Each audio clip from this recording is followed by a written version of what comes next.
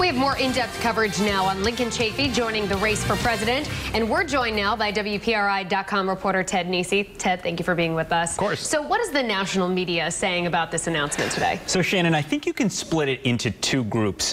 There are the people who think it's bizarre that Lincoln Chafee is running for president and are just kind of making fun of it. And then there are the people who think that he could have an impact on this race. Let's take a look at the first example. This is a tweet sent out by Ben White, the chief economic reporter at Politico in Washington.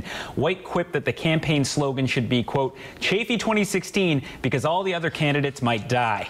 It's pretty sarcastic. A less sarcastic example is The Atlantic magazine, which published its own article today examining Chafee's bid for president. Now, the first line of the Atlantic article makes no bones about it. They said, quote, Lincoln Chafee will not win the presidential nomination. No ifs, ands, or buts. But then the magazine goes on to say something interesting. They said, quote, there's one good reason to pay attention to Chafee's campaign, and that is the central issue of his campaign, the Iraq War.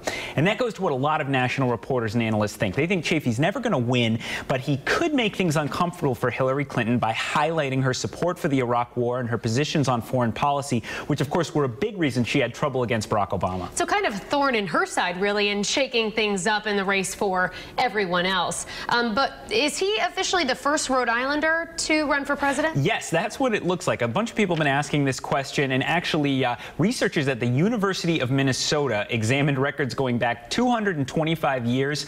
They tell me Chafee appears to be the first Rhode Islander ever to seek a major party's presidential nomination.